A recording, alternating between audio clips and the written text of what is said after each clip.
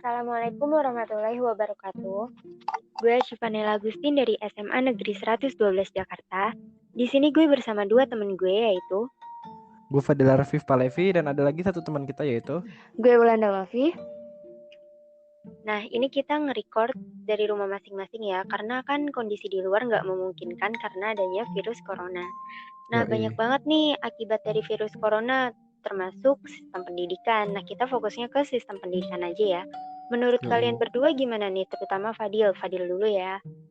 Kalau gue sih lebih pengen bahas yang sempat booming banget tuh yang UNBK dihapus di tahun ini. Jadi kan emang UNBK tuh emang udah ada niatan pengen dihapus ya. Soalnya kan eh, ya program tahunan ini mungkin dilihat dari segi manapun udah kayak kurang efektif gitu kan. Terus awalnya 2021 tapi dimajuin ke 2020 karena ya kita tahu sendiri situasi yang lagi kayak gini di seluruh dunia. Terus menurut gue ini menimbulkan pro dan kontra gitu gak sih di kalangan masyarakat. Terutama nih yang menurut gue nih yang paling relatable banget bagi pelajar tuh uh, kita nih yang udah, bukan kita maksudnya yang udah les nih, kalau misalnya kalian rasain tuh kan kayak udah bayar atau segala macam, dan sekolah kita juga udah intens banget kan ngajar UNBK, dan itu semua tuh kayak uh, terlihat seolah-olah sia-sia gitu gak sih. Maksudnya waktu yang udah kita korbankan kan bisa dipakai untuk yang lain, tapi udah kita relain buat UNBK nih, tapi ternyata UNBK-nya nggak ada. Kalau misalnya menurut kalian gimana nih, Wulan? Kalau gue sendiri sih ya gimana ya, ya kita belajar UN mungkin seolah-olah betul kayak Fadil tadi bilang terlihat sia-sia, tapi materi UTBK pun mungkin dasar-dasarnya kan juga dari ada beberapa yang materi UN walaupun tingkat kesulitannya pun berbeda. Iya sih. Terus buat SD dan SMP sendiri kalau misalkan dia nggak ada UN pun mereka juga jadi bingung juga. Jadi kalau misalkan kita berkaca kepada kelas 12 kayak nggak ada UN mungkin kayak memberikan kemudahan jadi kita bisa lebih fokus ke UTBK. Tapi buat SD dan SMP tuh kayak mereka akan bingung kali ya, mereka bakal ke jenjang selanjutnya ini melalui apa? Apakah melalui tes, dan tesnya tuh gimana kan juga belum ada. Ini berubah sih soalnya.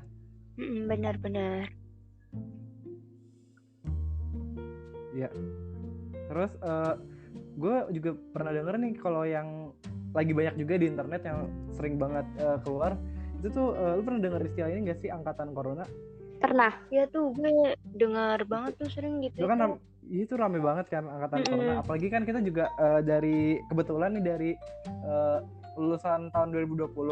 Menurut lu apa aja sih yang berdampak bagi kehidupan kita nih, terutama bagi yang dapat julukan angkatan corona nih? Menurut lu sih? Kalau menurut gue sih ya, dari kita yang tadinya sering banget ketemu temen jadi jarang banget. Terus ada hal-hal yang jadi terhambat juga, misalnya kayak kita udah persiapin nih kelas 12 bakal ada persiapan, bakal ada acara ini itu setelah UN kan.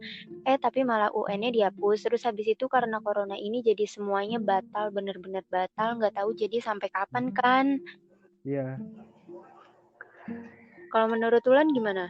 Kalau tentang angkatan corona ya, kalau menurut gue sendiri ya kecewa mah pasti kecewa, tapi ya mau gimana, semua orang pun juga nggak ada yang mau gitu kan, maksudnya corona ini mewabah seperti ini, dan yang bisa kita lakukan ya memanfaatkan waktu sebaik-baiknya yang ada di rumah, berkumpul bersama keluarga, tetap produktif di rumah.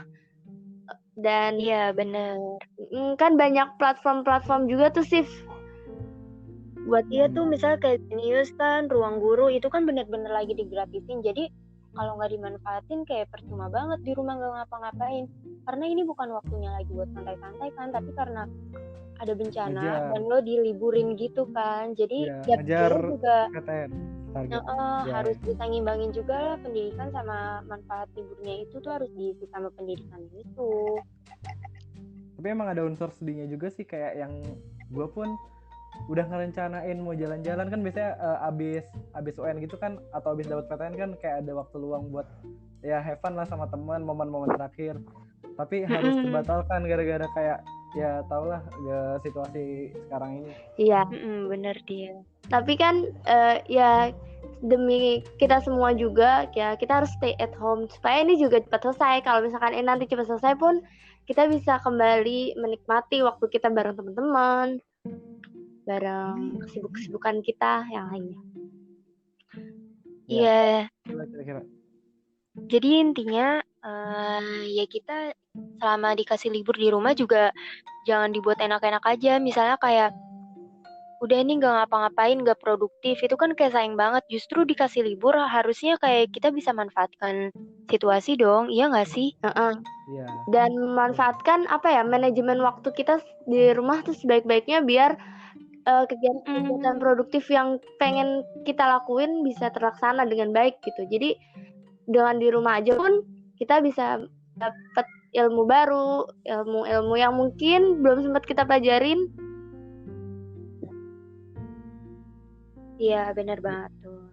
Dan kalau dari gue jangan lupa manfaatin teknologi ini mumpung lagi bisa banget nih, bisa munculin terobosan-terobosan. Jadi kayak kita tahu apa aja yang bisa diterobos pakai teknologi yang udah ada selama ini tapi belum pernah kita pakai. Betul. Itu sih kalau dari gue. Contoh nyatanya kayak kita kali ya baru pertama kali pakai Google Classroom. Iya, terus kita kayak baru tahu gitu kan. Oh, ternyata ada aplikasi ini, gila banget. Yoi. Gitu aja kali ya. Iya, pembahasan kita hari ini. Jadi sampai ketemu kapan-kapan. Iya, kita pamit dulu. Dah. See you. Dah.